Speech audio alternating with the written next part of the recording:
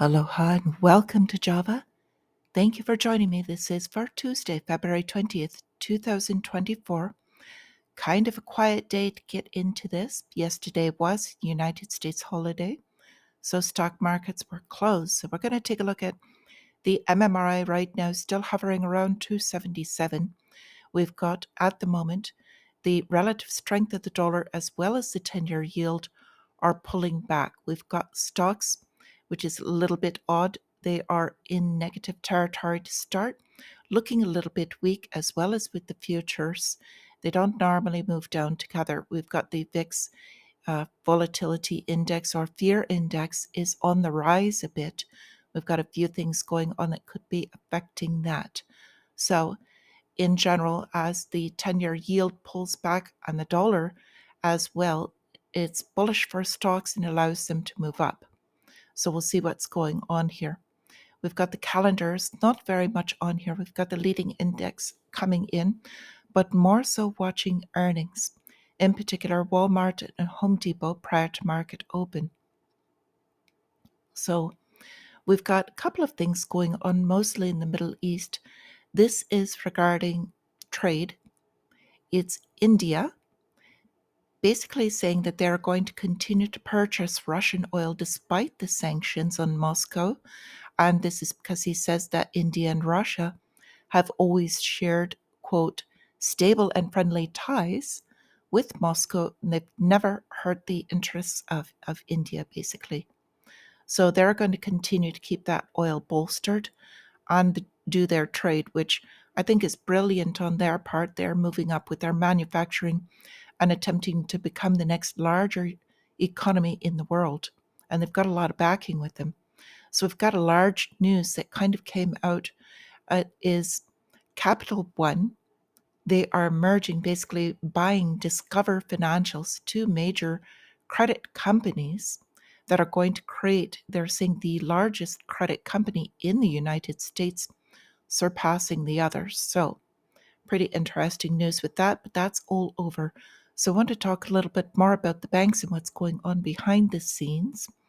Barclays called in their profit at 6%. So they're on the rise despite all of the issues they had, and they've got a lot of troubled debt also with their market.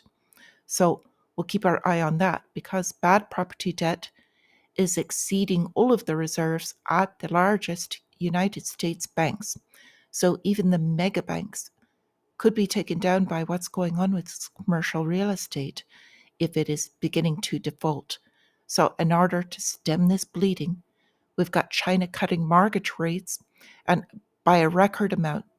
They haven't cut this much. They're really trying to get that shored up on that back end. But a lot of the properties that they've got are in the United States that are actually dragging them down, which is of note.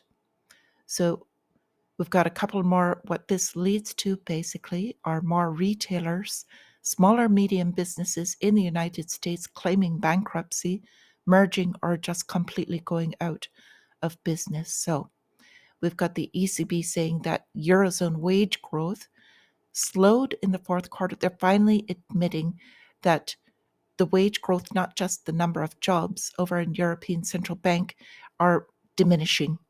So, of course, this is going to filter down to spending, retail, and then also closing more businesses because that's the doom loop that these hit. Once people don't spend any more money, that basically cuts it from there. So I've got a short thing about the IRS, and this kind of goes in regards to what I was saying yesterday. We were talking about the tax cuts and credits that they were offering business. So now they are talking about investigating fraud within these. And I've got a couple of things that I want to really note in what they're doing. So they have assigned 30,000 agents to start looking into these fraud cases in particular. So they're saying nearly $1 trillion have been misused. I was talking yesterday about how widespread this was. And not only is it $1 trillion, but it's basically $1 trillion leveraged, because what this does is every time with that velocity of this money heading through between, as we were saying, the travel and everything else that it was spending, it really shored up a good part of the economy that was not actual spending by people in the middle to lower classes. So they've got an $80 billion grant from the federal budget so that they can start doing these investigations. And what they're saying is that, which is what I was talking about yesterday, that over 70% was not paid to the employees as it was intended, never filtered through unless you're one of the workers that they're using their money on purchasing these upper end tickets, taking all of these trips, and spending on luxury goods. So we've got a couple of things coming up.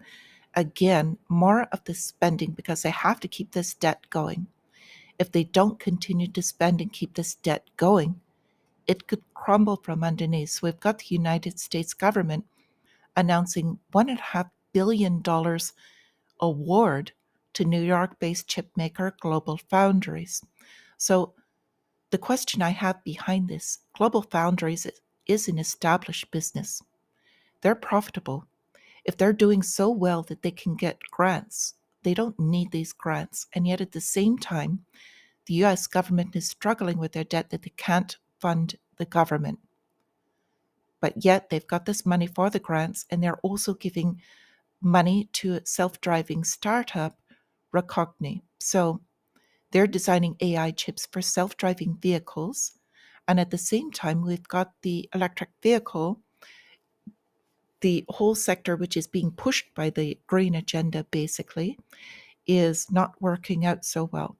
So we've got lithium and nickel dumping. Nickel is now at the lowest point in spin in some time.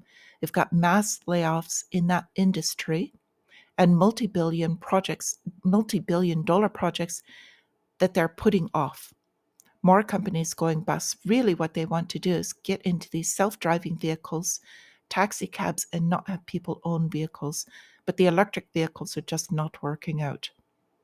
So wanted to talk a little more about what was happening with oil, the price, and then also what is affecting stocks. So there was a Belize flagged ship, but underneath of it, it was basically Jordanian and carrying cargo ship that they attacked. They have taken the entire crew off. They said they're safe. However, it's taking on water, and they're saying that they're expecting it now basically to sink.